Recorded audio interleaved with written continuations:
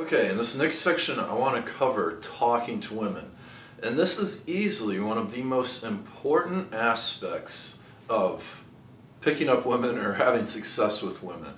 In order to be successful, you must be able to talk with them and have an engaging conversation. Now think about it.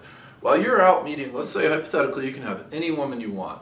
What's the woman that you're going to look for? One that listens to you, one that shows compassion, one that can have an engaging conversation. Because that's really what we're all looking for. We all want to be listened to and validated. And so anyways, without me getting too much into this, this is really the most important aspect of picking up women, is your ability to talk with them. Because when you're talking with women, it's when you connect with them.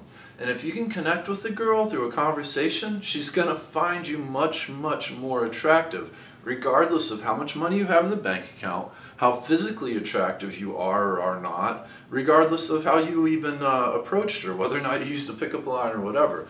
Conversation is key. Conversation equals attraction. Also with the conversation, you don't want to be like every other guy that's walked up and tried to talk to her.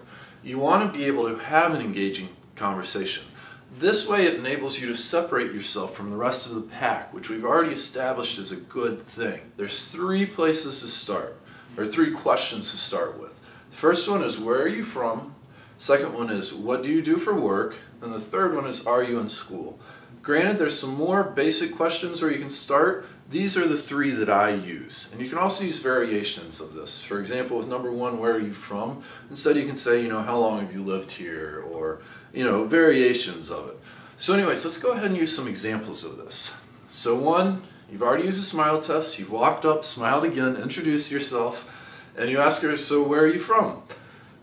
She responds, for example, she responds with, oh, I just moved out here. Oh, really? So what brought you out? Or, oh, really? So where are you from originally? The second one, so where are you from? Let's go ahead and say she hasn't moved out here. Let's start over and let's say, she says, I've been living here all my life. So your response is, oh, that's awesome, I just moved out here. Or, oh, that's awesome, is your family around here? Or, what are you doing for work? My point is simply that when you ask a girl a question, ask anybody a question, they will answer your question. They'll provide you with further material. So for the second example, what do you do? So what do you do? What do you do for work?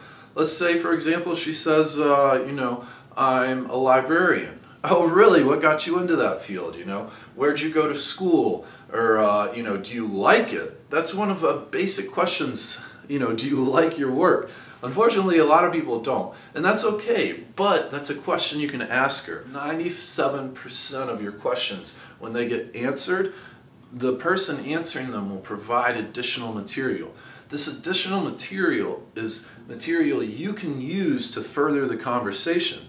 Furthermore, you can use that additional material as to show her you are listening.